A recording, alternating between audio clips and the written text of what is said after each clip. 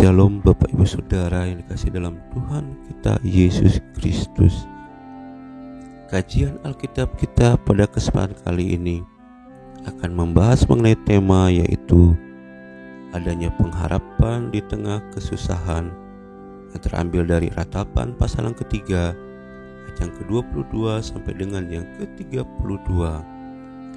Bapak Ibu Saudara yang dikasihi dalam Tuhan kita Yesus Kristus, setiap orang pasti pernah menghadapi atau mengalami yang namanya penderitaan, tanpa memandang seberapa saleh, seberapa beragama atau tidaknya orang tersebut. Hal ini menimbulkan banyak pertanyaan mengenai makna penderitaan dalam hidup. Penderitaan tentu saja diiringi oleh perjuangan manusia untuk membebaskan diri dari kesengsaraan tersebut. Segala upaya untuk memahami penderitaan dan kesusahan akan dinilai keberhasilannya berdasarkan kemampuan dalam memberikan penjelasan yang dapat diterima mengapa penderitaan harus dialami dan solusi apa yang harus diambil. Bapak Ibu Saudara yang dikasihi dalam Tuhan kita Yesus Kristus, bangsa Israel juga pernah merasakan hal yang sama, dan Alkitab banyak mencatat mengenai bukti tentang penderitaan yang dialami oleh mereka. Beberapa kitab seperti kitab Ratapan secara khusus membahas mengenai pengalaman penderitaan tersebut. Meskipun bangsa Israel adalah bangsa pilihan Allah, seperti yang dikatakan di dalam Kejadian pasal yang ke-17 ayat yang ke-7, hal itu tidak menjamin mereka untuk terhindar dari yang namanya penderitaan. Kitab Ratapan menggambarkan mengenai perjuangan dan reaksi dari orang Israel, terutama dari penulis daripada kitab Ratapan, terhadap penderitaan dan hukuman yang sedang menimpa mereka. Bangsa Israel melakukan introspeksi dan berusaha mencari makna dari malapetaka yang sedang mereka hadapi, seperti yang bisa kita baca di dalam Ratapan pasal yang ketiga ayat yang ke-39 sampai dengan yang ke-42. Lalu semua refleksi itu mereka sampaikan kepada Allah. Bapak Ibu Saudara yang dikasihi dalam Tuhan kita Yesus Kristus, pilihan yang diambil di tengah penderitaan dapat berdampak besar pada perjalanan hidup seseorang. Hal menarik dari kitab Ratapan yaitu adanya keputusan yang dianggap tepat ketika menghadapi penderitaan, yaitu hidup dengan harapan kepada Allah. Bapak Ibu Saudara, secara khusus di dalam pasal yang ketiga atau pada bagian firman Tuhan ini, kita bisa melihat bagaimana si penulis kitab Ratapan menggantungkan pengharapannya hanya kepada Allah. Berkaitan dengan hal tersebut, ada beberapa pandangan dari para penafsir mengenai Ratapan pasal yang ketiga ayat yang ke-22 sampai dengan yang ke-32. Yang pertama yaitu penafsir yang pertama mengatakan bahwa bagian firman Tuhan ini tidak hanya mengekspresikan kesedihan dan kekecewaan dari penulis kitab Ratapan, yaitu Yeremia.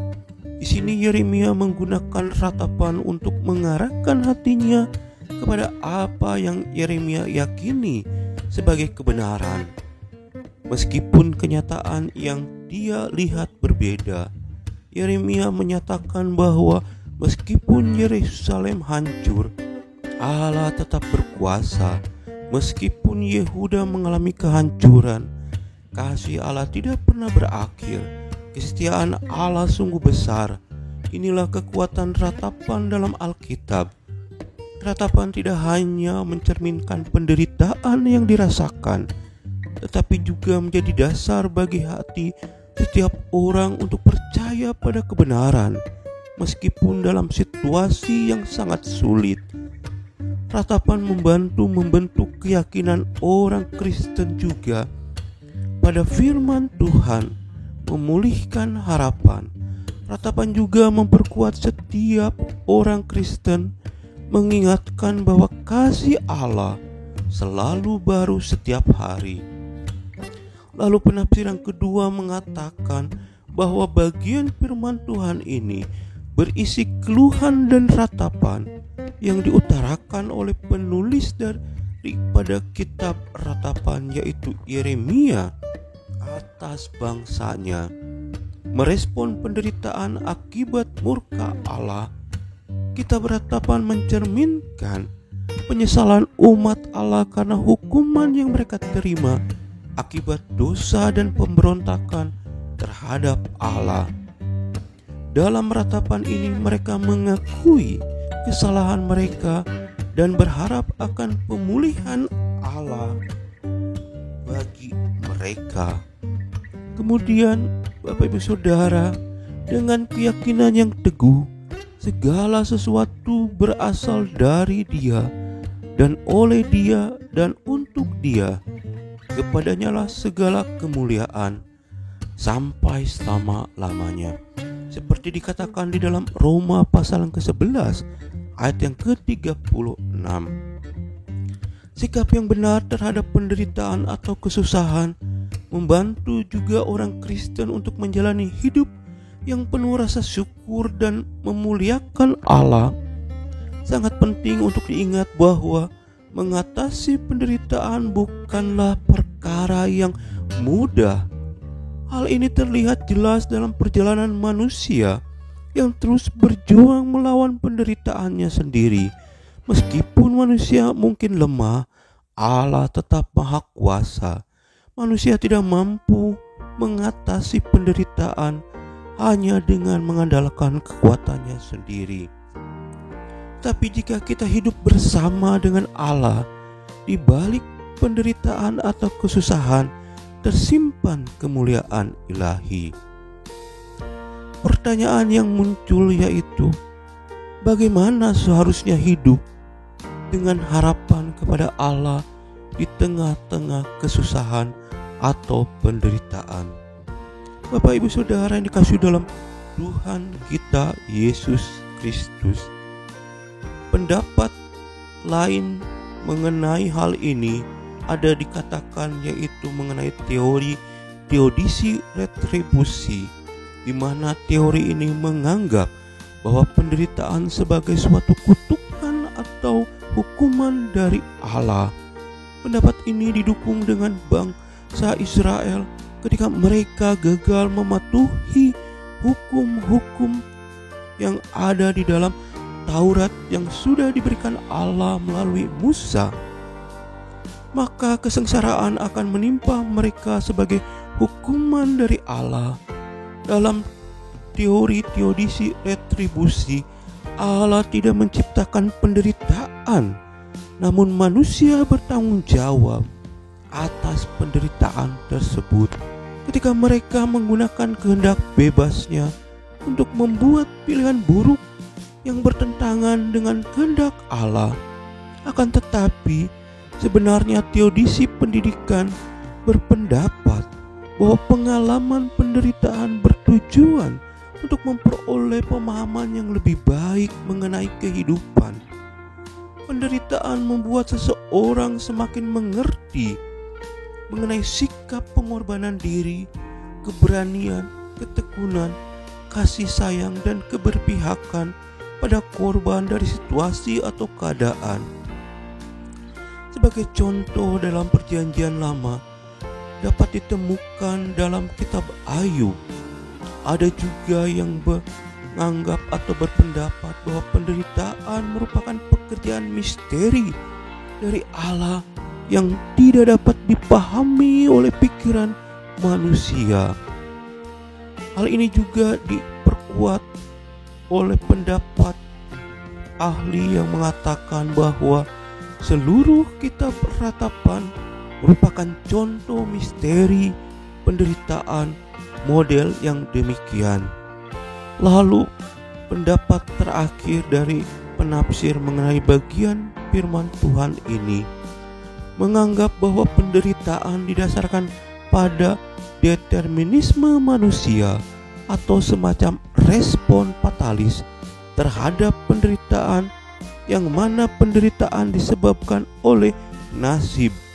Seperti Kohelet katakan bahwa tempat terdekat yang dapat kita temukan di dalam PL yang mungkin menganut pandangan deterministik tersebut.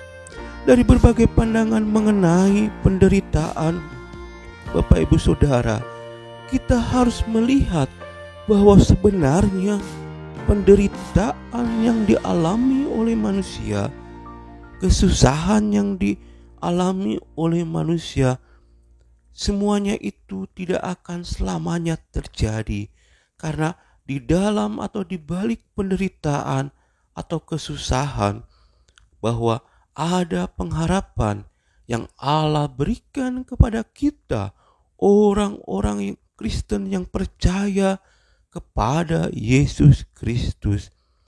Manusia sebagai makhluk yang mencari harapan dan makna hidup kepada Allah, sebagaimana ditegaskan di dalam Ratapan pasal yang ketiga ayat yang ke-22.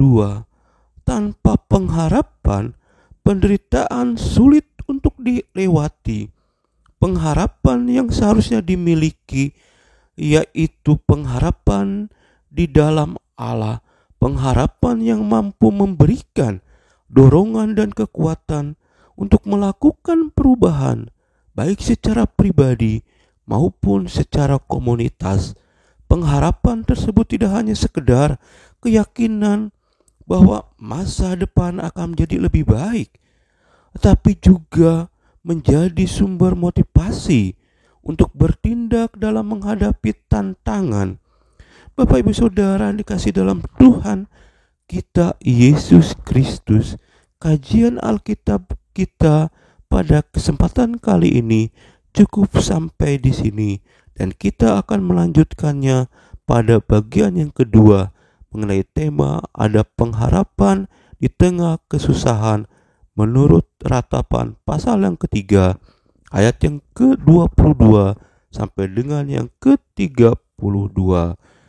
Yang dikatakan berbahagia adalah setiap kita yang merenungkan dan melakukan firman Tuhan di dalam kehidupan kita hari lepas hari. Amin.